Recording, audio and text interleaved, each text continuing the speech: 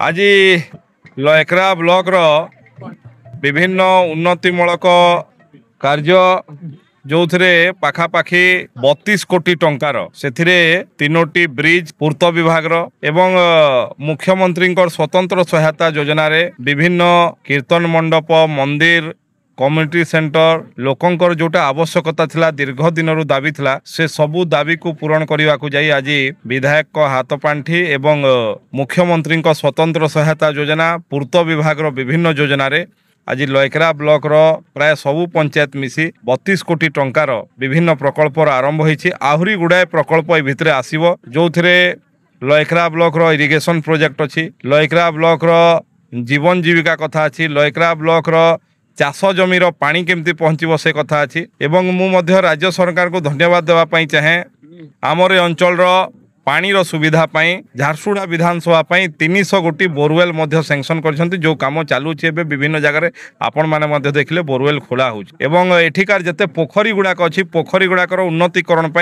आम विभिन्न company CSR जगह मेसीन मागिछु मेसीन देले से गुड़ाक सफा भी हम एवं MCL कर्तृपक्षर सहयोग रे एई वर्ष ही सबू जो गाधेवा योग्य पोखरी सबू अच्छी से पोखरी गुड़ाक गाधोवा घाट एवं चेंजिंग रूम बाथिंग स्टेप एवं चेंजिंग रूम झील मानक ये सबू निर्माण यही मे भितरे ही सर वर्षा आगु यहाँ पूरा झारसुगुड़ा विधानसभा सबुठी सर ठीक से भाया गाँ लोकंर सब डिमांड था आमर एठी गोटे स्ट्रीट लाइट लागू कहीकि सबू ब्लॉक रे लयकरा ब्लॉक रे कुलाबिरा ब्लॉक रे किरमिरा ब्लॉक रे एवं झारसुगुड़ा ब्लॉक रे यही वर्ष ही आगामी 2 मास भितरे सबू गाँव रे सोलार स्ट्रीट लाइट लगेबार व्यवस्था आम करूँ सबू गाँव रे सोलार स्ट्रीट लाइट लगे दीर्घ दिन धरिक जो मैंने